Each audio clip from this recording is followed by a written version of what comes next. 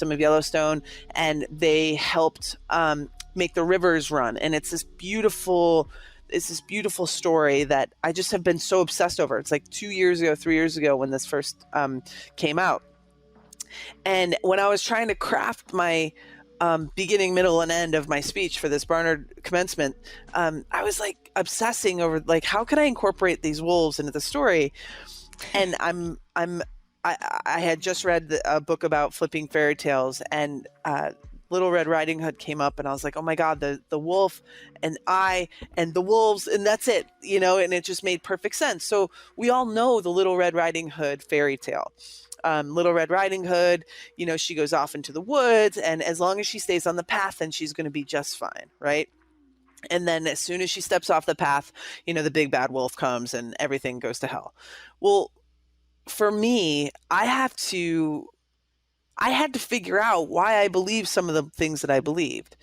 And I think that it is, I use this metaphor in the book because so many messages are given to young boys and young girls about what it means to be a girl and what it means to be a boy. And they shape the way that people think that they need to interact with their life, right? They shape the way that they think, they shape the way that they believe. So I had to really figure out what it was that I believed, right? And we have to figure out where we are and what we believe now, and then try to find and draw lines back to how we came to believe some of these things. Yes. Question those beliefs. Exactly, right? And it's not like you have to change your beliefs, just question them. Like, where did I learn this? Right. And then you have to ask yourself, oh, is this thing serving me now? So because of that, like all of those messages, and think about this like Red Riding Hood story, like stay on the path. What is it telling us to do? Stay on the path. Don't speak up. Don't make too much of a fuss. Because if you are in power, what's a good way to keep those that you're in power over minded? Give them a narrow little path. Give them a narrow little path to stay on. Tell them to be quiet. Tell them to stay over there. It's an easy way to keep power, right? So for me, I needed to flip this fairy tale on its head. And I talk about this in the book, that if I could go back and tell my younger self one thing, it would be, Abby, you were never Little Red Riding Hood. You were always the wolf. And that is so, that's different. That feels different than being Little Red Riding Hood. So that's why I kind of needed to talk about that. I love this. And actually, I was at breakfast with Tony this morning, and I told him I'd be speaking to you today. And he said, please tell her I'm a big fan. We watched the 2015 World Cup together. And he said, I saw her on TV the other day with Robin Roberts is a friend of Tony's. And she and her wife came to Unleash the Power Within in New York, and we had a great time. And so he said, I saw her with Robin, and she's wearing this shirt. What's that about? I'm not no Little Red Riding Hood. And he was like, I love that. Tell her I love that. Yeah. And the shirt itself said, ain't no little red, because I had to throw a cool spin on it myself. And I'm proud of that shirt. I'm proud of being able to wear that and trying to flip this fairy tale on its head, and a lot of fairy tales, really. I love that. I love flipping fairy tales. Another thing we talk about is all stories, whether it's a fairy tale, whether it's a biblical story, everything's pretty much either a warning or an example.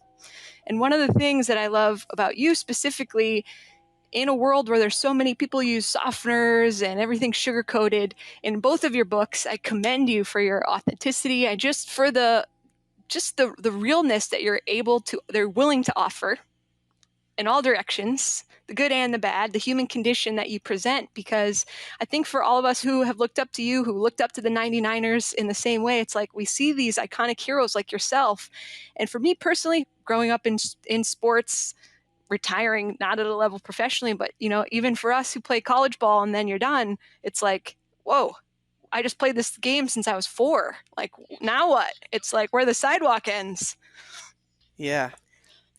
Tone talked to Michael Phelps recently about just the cycle of the Olympics and like what that's like for 4 years. You come back on this high, they give you a parade, you got these gold medals around your neck, and then it's like, is this, he makes the example to comparing it to astronauts. Like, you represent your country, you float out, you look at this little marble of the earth behind you, then you have to come back to earth, and your brain's like, well, what the heck, is this all there is now? Like, how do you talk about transitions a little bit in there? And just like, I appreciate the realness that you've presented, and I hope we can get a little taste of it here too, of just how brutal that, how difficult that is, the Yeah. challenge. Nobody talks about how hard transitions are enough. Nobody talks about how terrifying they are. Nobody talks about how to process through them.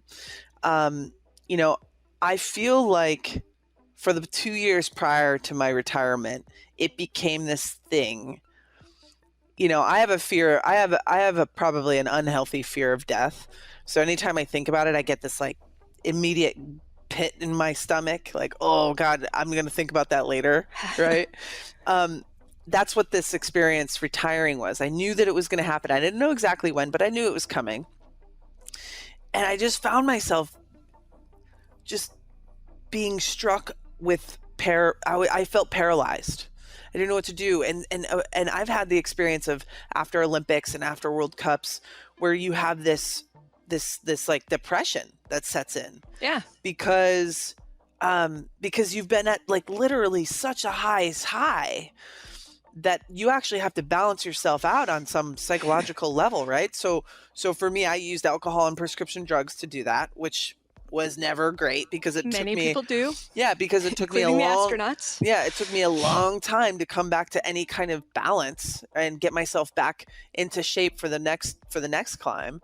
Um, but the transitions are really difficult, and I think that especially for me, knowing that I was retiring from this thing, from this idea, this job, this purpose, this grandiose vocation, I found myself, you know, on stage next to Kobe Bryant and Peyton Manning, and all three of us were walking into very different retirements, right? We were getting this icon, this SB Icon Award, and I was so grateful standing on the stage like, oh my gosh, this is amazing. Like, we women, we finally made it. We've made some real change, right? And then when we all walked off stage and I had this like reality slapping me in the face, like, oh, they need to figure out where they're going to invest their hundreds of millions of dollars earned. And I have to figure out what job I was going to create so that I could pay my mortgage. Right. This is the moment for me where I turned that despair and terror of my retirement, of this transition, into action. It was that night that I decided I was going to dedicate the rest of my life to figuring this problem out. Also, you know, as a national team player, I thought that I was in rarefied